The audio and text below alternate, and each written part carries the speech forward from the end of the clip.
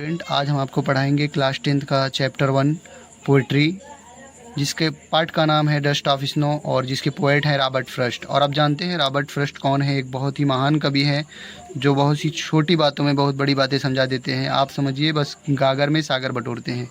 चलिए समय ना गंवाते हुए हम अपने पाठ पर चलते हैं। पाठ में लिखा गया है, the way a crow shook down on me the dust of snow from a hemlock tree. The way माने जिस तरह से, ए माने एक, क्रो माने कौवा, शुक माने गिरा दिया, डाउन माने नीचे, ऑन माने पर, मी माने मुझ पर।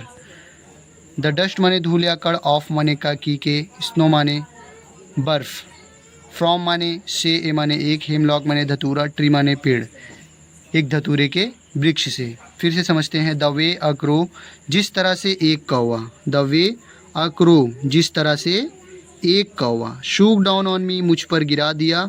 द डस्ट ऑफ स्नो, बर्फ़ के कण। फ्रॉम आ हेमलॉक ट्री, एक धतूरे के वृक्ष से।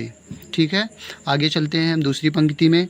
दूसरी पंक्ति में कवि कहते हैं, has given my heart a change of mood and saved some part of a day I had dude.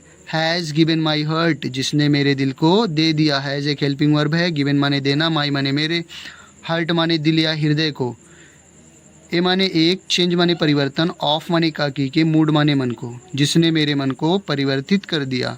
And saved some part, and माने और, शेप्ड माने सुरक्षित कर दिया या बचा दिया, सम माने कुछ, पार्ट माने हिस्से को, जिसने सम कुछ हिस्सों को बचा दिया। ऑफ अ डे, उस दिन का, आई हैड र्यूड, जिसे मैं बर्बाद कर चुका था। आई माने मैं, हैड एक हेल्पिंग वर्ब है, र्यूड माने बर्बाद कर देना।